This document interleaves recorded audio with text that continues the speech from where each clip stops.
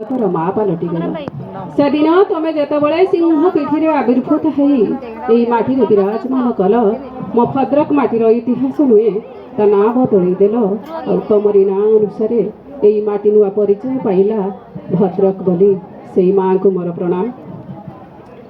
କବିତାର ଶିରୋନାମା ନମସ୍ତୁତେ ମା ଭଦ୍ରକାଳୀ।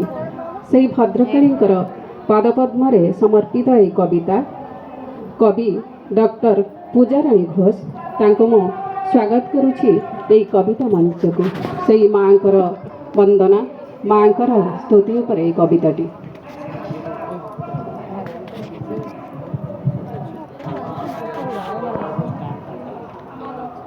ମୋ କବିତାର ଶୀର୍ଷକ ନମସ୍ତୁତେ ମା ଭଦ୍ରକାଳୀ। କବିତାର ଶୀର୍ଷକ ନମସ୍ତୁତେ ମା ଭଦ୍ରକାଳୀ।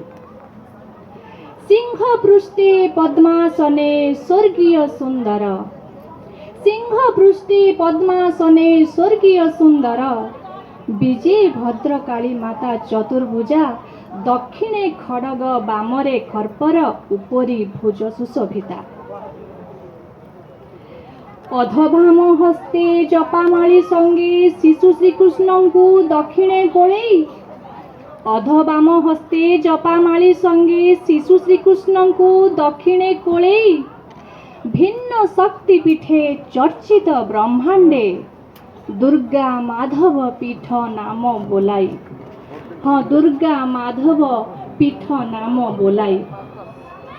ବିଶ୍ୱ ପ୍ରସିଦ୍ଧ କାଳୀ ପୂଜା ଏଠି ହୁଏ, ବିଶ୍ୱ ଶାନ୍ତି ମହାଯଜ୍ଞ 7 ଦିନ ବ୍ୟାପୀ। ବିଶ୍ୱ ପ୍ରସିଦ୍ଧ କାଳୀ ପୂଜା ଏଠି ହୁଏ, ବିଶ୍ୱ ଶାନ୍ତି ଯଜ୍ଞ 7 ଦିନ ବ୍ୟାପୀ।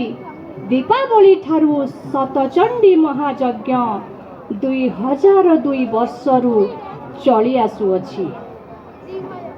ଉତ୍କଳ ମାଟିର ବିଖ୍ୟାତ ନଗର ପୁରୀ ଘଟଗାଁ ଯାଜପୁର, ହଁ ଉତ୍କଳ ମାଟିର ବିଖ୍ୟାତ ନଗର ପୁରୀ ଘଟଗାଁ ଯାଜପୁର।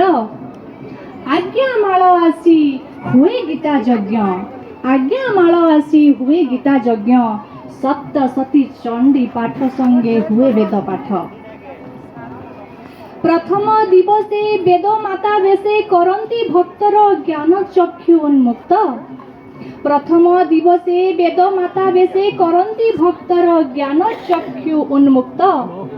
ଦ୍ୱିତୀୟ ମହାକାଳୀ ବିଗ୍ରହ ରୂପରେ, ଦ୍ୱିତୀୟ ମହାକାଳୀ ବିଗ୍ରହ ରୂପରେ କରନ୍ତି ଅହନ୍ତ ଆସୁରିକ ପ୍ରବୃତ୍ତିର ବିନାଶ। ରାଜା ରାଜେଶ୍ୱରୀ ବେଶ ତାଙ୍କ ତୃତୀୟ ଦିନରେ ଆଣେ ଶୁଭ ଫଳ ବୋଲି ଅଛି ବିଶ୍ୱାସ। ରାଜା ରାଜେଶ୍ୱରୀ ବେଶ ତାଙ୍କ ତୃତୀୟ ଦିନରେ ଆଣେ ଶୁଭ ଫଳ ବୋଲି ଅଛି ବିଶ୍ୱାସ। ସିଂହ ବାହିନୀ ବେଶେ କରନ୍ତି ରିଷ୍ଠ ଖଣ୍ଡନ, ଜଗଧାତ୍ରୀ ବେଶେ କରନ୍ତି ପୂରଣ ଆମ ମାନସିକ। ଷଡ୍ ଦିବସରେ ମହାସରସ୍ୱତୀ ରୂପେ କରନ୍ତି ଜ୍ଞାନ ଲୋକରେ ଦୀପ୍ତ, ଷଡ୍ ଦିବସରେ ମହାସରସ୍ୱତୀ ରୂପେ କରନ୍ତି ଜ୍ଞାନ ଲୋକରେ ଦୀପ୍ତ। ସପ୍ତମ ଦିବସେ ମହାଲକ୍ଷ୍ମୀ ସାଜି ଭରି ଦିଅନ୍ତି ଆଉ ସୁଖ ଆଉ ସମ୍ପଦ। ତାଙ୍କ ଆଶ୍ରୟରେ ଆମେ ଯେ ଆଶ୍ରିତ, ହଁ ତାଙ୍କ ଆଶ୍ରୟରେ ଆମେ ଯେ ଆଶ୍ରିତ, ସମର୍ପି ଦେବା ସବୁ ଆବେଶ ଆଉ ଉତ୍କଟ। ଧନ୍ୟବାଦ।